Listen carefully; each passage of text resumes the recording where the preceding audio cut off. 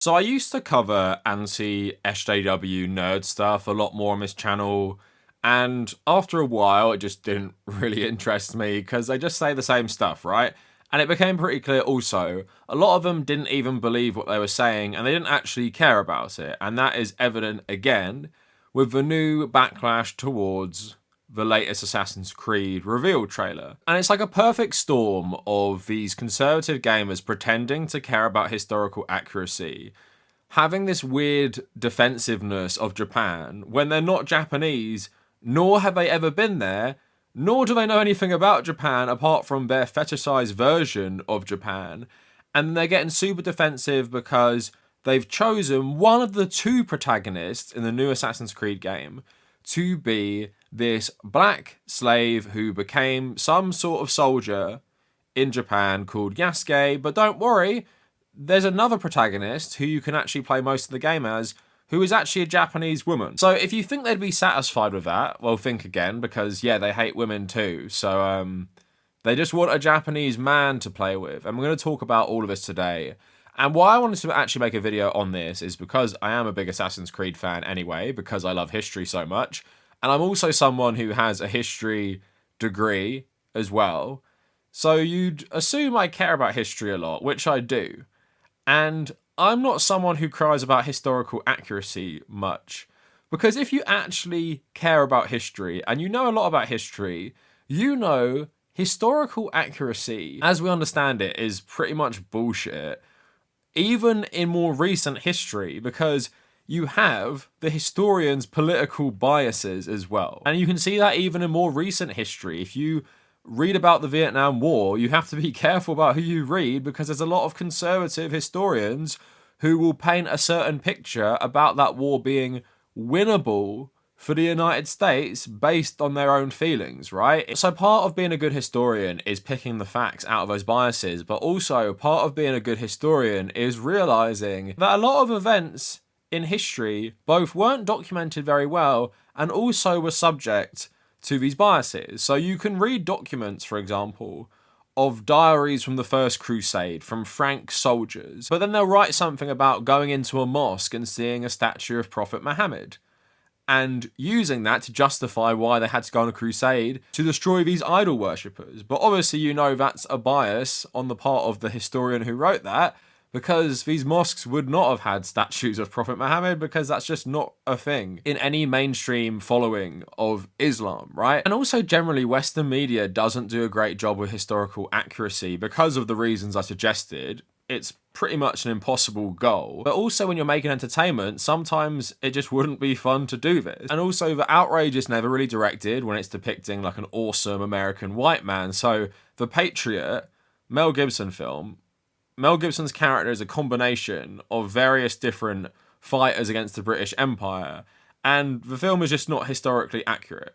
But you don't really get people crying about that because it's awesome and makes America look good. And that is for loads and loads of films throughout time, especially ones that glorify certain periods of history. There seems to be a double standard when media decides to focus on either more obscure characters or characters that are pretty unique. So Yasuke being a black African slave who was in the service of a Japanese warlord and probably fought for him, that's an interesting, unique story, which I think, as someone who loves history, is interesting to tell a story about because of the character's dynamics of being like probably one of the few black people in Japan at this time and what that would have been like, especially for someone who actually was in the halls of power as well, rose through those ranks, using that character, even though he's more obscure in history, to tell an interesting story, that's like fine by me. And also, what I love about Assassin's Creed games is exploring the wider history. So that's why I've never cared about playing like fictional characters who never existed, because the point of the games for me, at least partly, is to explore these historical time periods, and although they're not historically accurate, you can often read from the devs, they try their best, but it's basically an impossible goal. Like for Assassin's Creed Origins, they limited how much wood was in the environment because in ancient Egypt at the time, it was hard to come by lumber, so they didn't want that to stick out, but that's just something they tried. But obviously, Assassin's Creed games, especially the more recent ones, are going more and more sci-fi about the first civilization, which is based on like a real life conspiracy theory about Atlanteans and stuff. It's safe to say this game series has never been limited by historical accuracy. But don't worry, gamers have actually taken it upon themselves to be actually very mad at this, now that Assassin's Creed, probably for the first time, has chosen to make an actual historical figure the main protagonist, or one of the main protagonists. And I haven't actually agreed with a lot of the depictions of certain historical figures in Assassin's Creed. Either they were done poorly, in my opinion, or didn't really make sense, like Karl Marx in Assassin's Creed Syndicate. But at the same time, if they want to base it on this real life person, I'm all for that as well. Especially when you read into the history, this figure in history was more obscure, because there wasn't loads and loads written down about him. Although I will say, there is better evidence for this guy existing in the role he existed than someone like Jesus Christ, who actually wasn't documented at the time of him apparently living. But again, we don't apply those standards to anything like that. Don't apply the standards to depictions of Jesus Christ in Western cinema, where he's always a pale white man. No, we get mad about historical accuracy when they're actually picking a real life character, not just inserting like a random like African character in a setting that maybe doesn't make any sense. Like, this guy actually existed. So that is an interesting story to tell. So now let's get into the anti-SJW fragile gamer criticism, which I just find so stupid when it comes to this, because they always say, we want historical accuracy. We want things that really happened. We want characters that were real. If you're going to include a story about a black samurai, for example, don't just force that in there because of identity politics.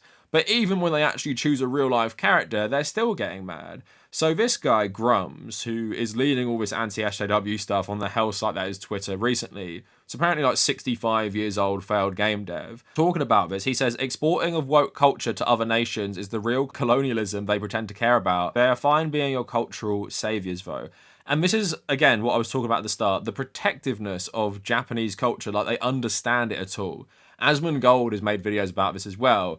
They think wokeness in terms of like left-wing identity politics and left-wing causes, that's like an import to Japan. Because Japan is very traditional. Japan doesn't care about feminism, socialism, identity, diversity. It simply doesn't care about that. Because that's the version of Japan they simp for, as they think it's some like homogenous, super xenophobic, conservative society they want to live in. And again, I always make this point, Japanese communism is an actual like political force in Japan, which does care about these things. A lot of global communists don't like the Japanese communists because they see them as too, you know, maybe liberal, whatever. But at the same time, a group calling themselves the Japanese Communist Party wins seats in elections. And wouldn't you guys consider that woke? Again, you consider me woke for being like a communist, but that's not woke. But that exists in Japan. Loads of stuff like that exist in Japan. But again, these nerds just get so defensive, and there's actually Japanese people working on Assassin's Creed talking about this Yasuke character being a good entry point for non-Japanese people to get into this world. That's a Japanese person saying that, but you're still saying, oh my god, they're importing woke culture by focusing on a actual historical person who lived in Japan in this time period, who was brought there as a black slave by like Christian priests and stuff. Like, where is the cultural import on telling that story, which has also been told a lot in Japanese society over the centuries because they found it interesting as well. That's part of the reason we even fucking know about it as well. It was Japanese people that kept this legacy alive. So boosting people saying the gamers aren't having it.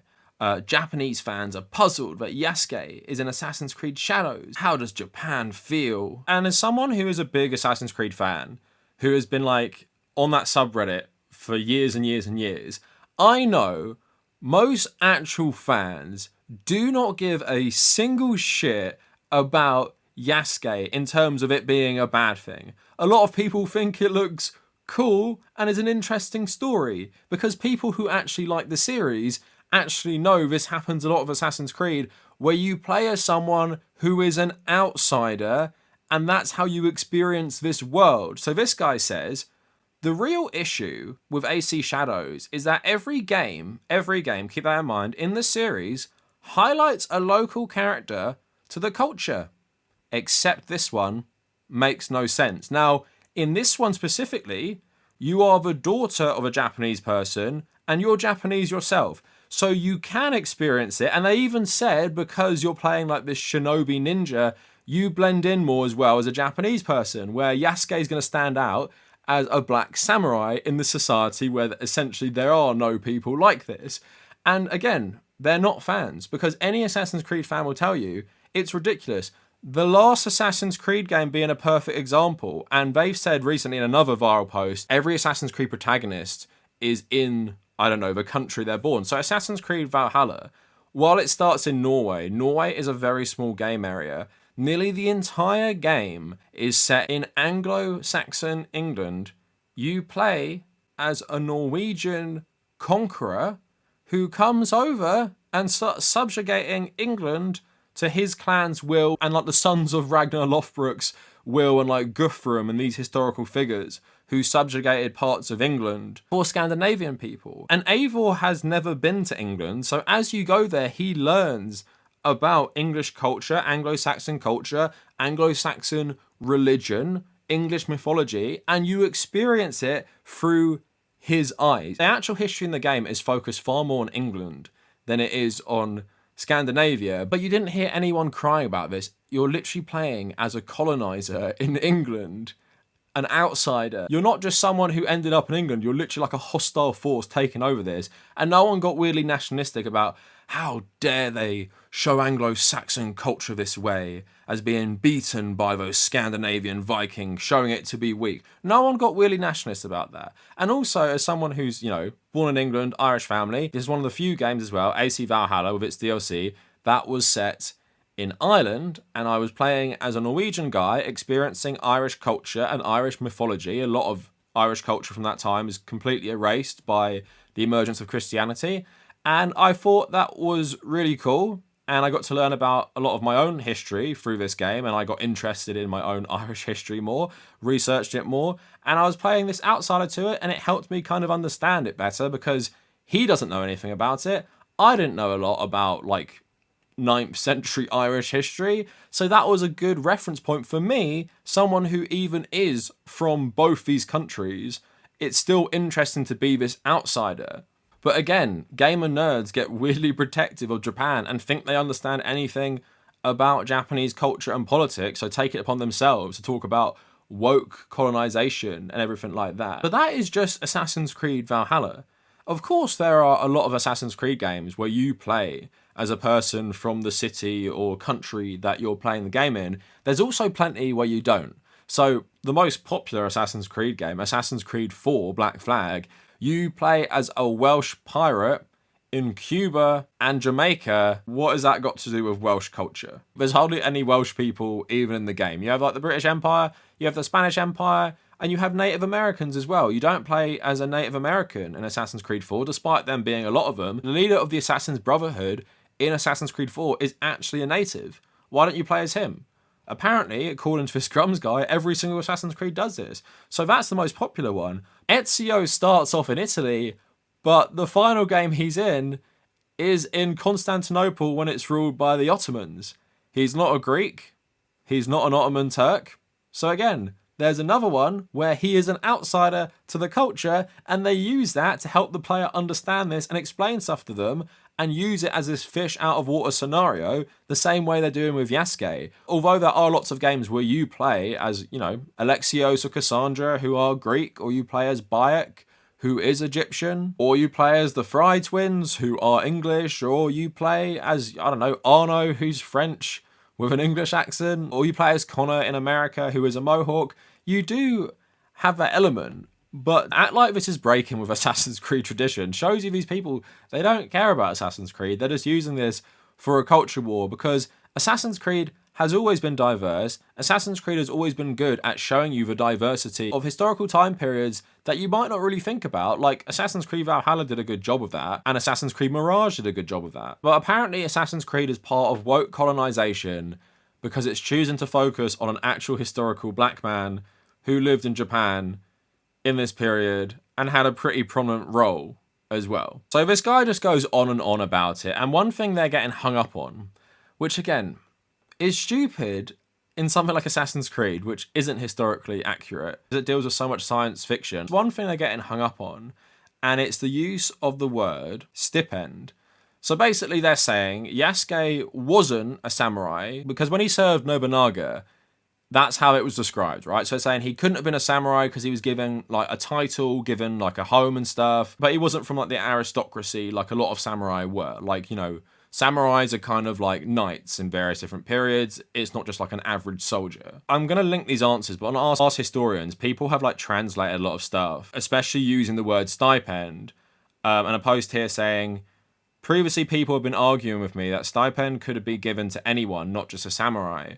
Without considering the word's meaning in Japanese, I have already mentioned how the word was used in Japanese history, and then he gives a list of Japanese historians using it, and he says one of them, Ota Gyuchi, saying every single usage of the word stipend by him, either giving it to a samurai, some of whom were incredibly high ranked, or the use in the context of hiring samurai or a samurai's salary. This includes a young sumo wrestler who may or may not have been a samurai, but was definitely hired by Nobunaga as his personal samurai. There is therefore no reason to think Gyuchi was using the term in Yasuke's context any differently. Yasuke was said to have had the strength of 10 men, meaning he must have demonstrated that strength, and it's certainly possible he demonstrated it through wrestling and beating everyone. Nobunaga loved wrestling, loved exotic stuff, and as shown above, loved to demonstrate his generosity.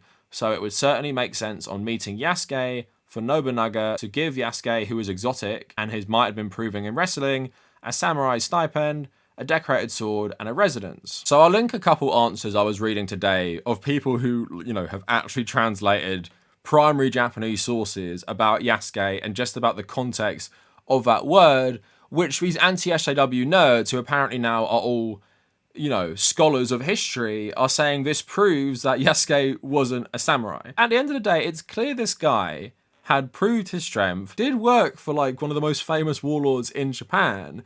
So with Assassin's Creed, what they often do is speculate on history and fill in the blanks of like how people died or what happened to them or what happened the rest of their life. So for a game like Assassin's Creed to take what is known about this guy and expand it and make him like a samurai is really in line with stuff they've done for a lot of historical figures, and it's just something they like to do with their historical fiction. And for the most part, no one gives a shit because no one actually cares about Assassin's Creed. How many videos have you seen over the last couple years talking about Assassin's Creed literally being the worst franchise that has ever existed in the world? Ubisoft is the worst company ever, but now apparently it's a crime against humanity for this game series, which apparently everyone hates, to choose a historical figure because he was black and it's set in Japan. That is apparently the worst thing ever, woke colonization, all that garbage. Because again, if you like Assassin's Creed, this game is probably exciting to you because it's a period you want to explore. These characters seem interesting, and if you want to play as a Japanese person, the option is there. And from what the devs have described, it's like Assassin's Creed Syndicate, where you can play most of the game as one character if you want. So if you care about the sanctity of Japanese history, not playing as an African in Japan, then you can do that for the most part. But oh wait, you also hate women, so you hate women, you hate black people, so Assassin's Creed Shadows is probably not going to be for you. So yeah, like don't play it and stop crying about historical accuracy like you've even read a history book, let alone have some sort of a degree in history, because most people who have degrees, especially in this period and know about this guy, are all saying that he existed, he had some sort of station similar to a samurai. Whether or not he was an actual, like, full-on samurai is maybe up for a bit of debate in terms of the language. But again, who really gives a shit when most of our media is never historically accurate? And I actually somehow forgot something I was going to say.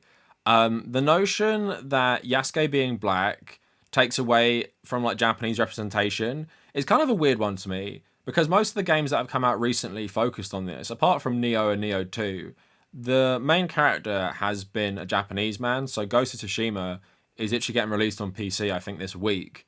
Stars a Japanese man. Rise of Ronin is a custom character, but I think, you know, you play as a Japanese man. Sekiro, Japanese man. But also, Japan's, like, impact on pop culture is absolutely massive, right? And it has been massive since, like, the 1950s. Like, Kurosawa movies were popular about samurai. They inspired so many movies in the West as well, but so much of us consume Japanese media. It's massive. I'd say it's probably like the third biggest, probably after American and British, maybe even bigger than Britain as well, considering all the people who would consume that in Asia. But even in the West, I would say it's third. And in that, how many media properties, video games, like anything coming out of Japan centers on a Japanese man? Japanese men are not lacking for representation in global entertainment at all. And even in terms of Western entertainment, they're not either. And you have stuff like Shogun literally being the biggest show on Earth, and one of the main characters, yes, is a Japanese man played by one of the most famous Japanese actors who also has a lot of recognition in the West as well. I just don't really understand this argument, to be honest. Like, yeah, maybe you want more Western video games to feature Asian male characters. And I do get that in terms of general Western media about just anything. But when we're talking about like specifically a Western entertainment product focused on this Japanese time period that has got so much attention from the West and the East, I just don't really understand that argument of I must have a Japanese man, especially when you have a Japanese woman as one of the other main characters. But anyway, that is it for the video. Let me know what you guys think down in the comments. And if you made it this far, thank you for watching.